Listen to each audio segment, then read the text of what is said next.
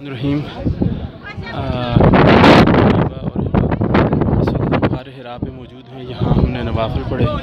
ग़ार हिरा ये जबल नूर, ये आप कह सकते हैं कि इस पहाड़ी का नाम जो है ना वो नूर है। और ग़ार का मतलब वो जगह जहाँ नबी सल्लल्लाहु अलैहि वसल्लम पर कुरान पाक नाज़िल हुआ, पहली आयत नाज़िल हुई इक़रा बिस्मि रब्बिकल्लज़ी ख़लक़, कि जब हज़रत जिब्रील अमीन तशरीफ़ लाए और आप सल्लल्लाहु अलैहि वसल्लम को फरमाया कि आपको नबूवत मिली है, अब आप अल्लाह के नबी हैं। और यहाँ से यहाँ ये सामने हरम है, ये बड़ा होटल है, इसके पास हरम है। और ज़ाहिर है वहाँ उस वक़्त यहाँ से बिल्कुल सामने नज़र आता था, बिल्डिंग वगैरह जिसकी वजह से नहीं नज़र आता। बड़ी अच्छी लोकेशन है।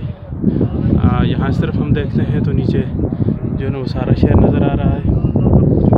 और जिब्रील अमीन आए और आप सल्लल्लाहु अलैहि वसल्लम को फरमाया कि इक़रा पढ़िए। आपने फरमाया माना भी था, लेकिन मैं पढ़ा हुआ तो नहीं हूँ।